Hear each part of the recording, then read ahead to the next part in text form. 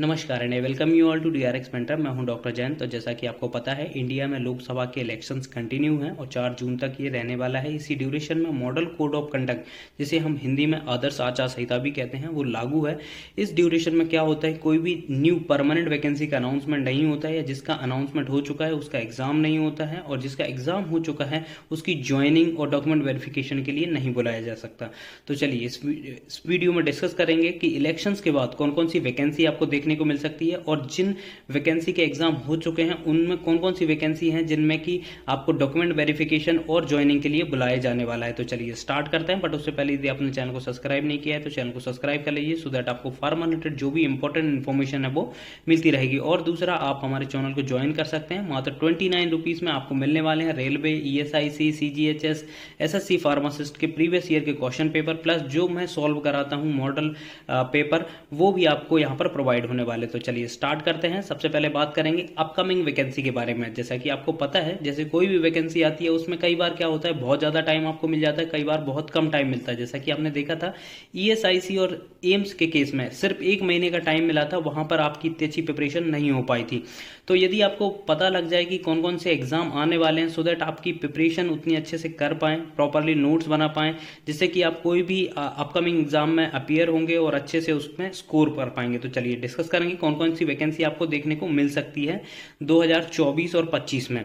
तो सबसे पहले बात करेंगे रेलवे फार्मासिस्ट, जो कि मच अवेटेड है और लगभग इसका सर्कुलर जारी हो चुका है कि ये जुलाई से सितंबर के बीच में ये वैकेंसी आपको देखने को मिल सकती है, जिसके बारे में हम ऑलरेडी डिस्कस कर चुके हैं।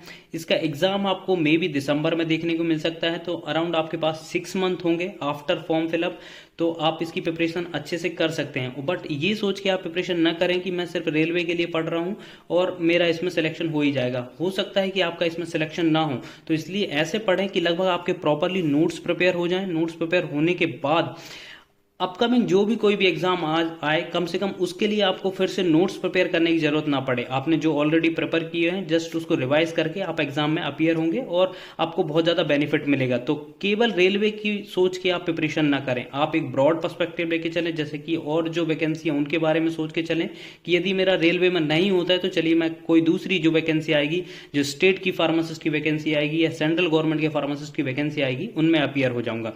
ठीक है, तो एक तो हो गई रेलवे की। सेकंड जो है ESIC की, जैसा कि आपको पता है ESIC ने 2023 में एग्जाम कंडक्ट करा चुका है।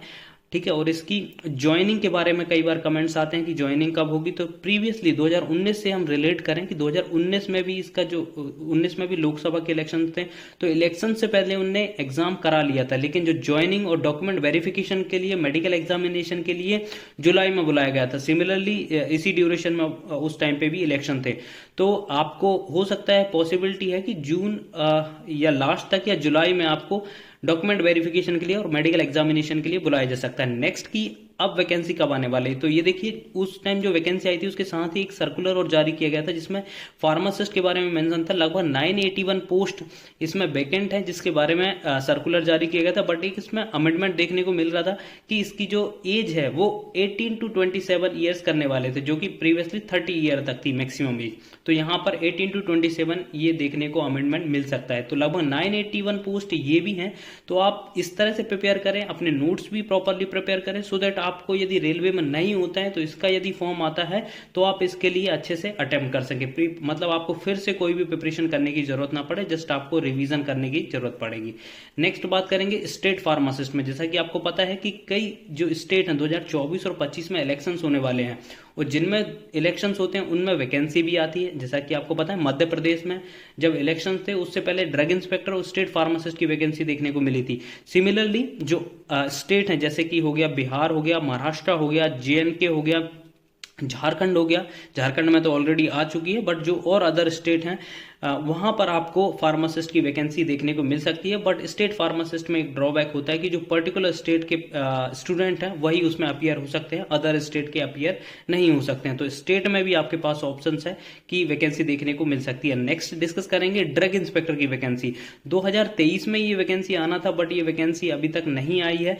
तो ये हम एक्सपेक्ट कर सकते हैं कि इलेक्शंस के बाद ये वैकेंसी देखने को मिल सकती है, और लगभग 404 पोस्ट यहाँ पर वैकेंट है। 404 पोस्ट देखने को मिल सकती है, और ये UPSC के थ्रू आती है। इसका पे लेवल 8 होता है।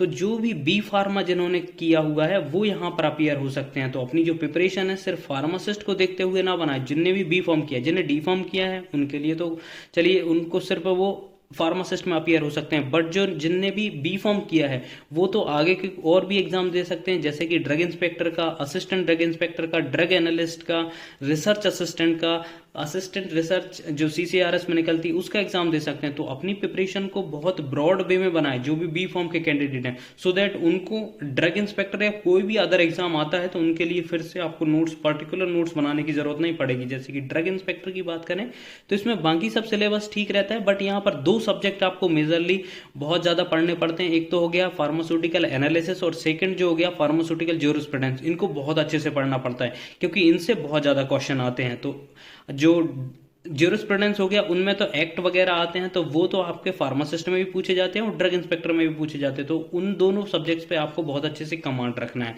तो ये हो गया ड्रग इंस्पेक्टर की बात, जो कि यूपीएससी के थ्रू आने वाली है। सिमिलरली मैंने जैसे आपको बताया था कि स्टेट फार्मासिस्ट, जैसे कि स्टेट जो इलेक्शंस होने हैं 2024-25 में या 26 में भी होने वाले हैं, उनकी वैकेंसी 25 में आपको देखने को मिल जाएगी। तो सिमिलरली जो ड्रग इंस्पेक्टर है उसकी भी वैकेंसी आपको देखने को मिल सकती है 2024-25 में। जो state pharmacist, state drug inspector की वैकेंसी देखने को मिल सकती है। तो अपनी प्रिपरेशन बहुत अच्छे से करें सो दैट आपको फिर से रिवाइज, मतलब फिर से नोट्स बनाने की और प्रिपेयर करने की जरूरत नहीं पड़ेगी। आई होप ये इन्फॉर्मेशन आपको अच्छी लगी होगी। अच्छी लगी तो प्लीज चैनल को सब्सक्राइब करिए, वीडियो को लाइक करिए, शेयर करिए एंड कमेंट करिए। Thank you.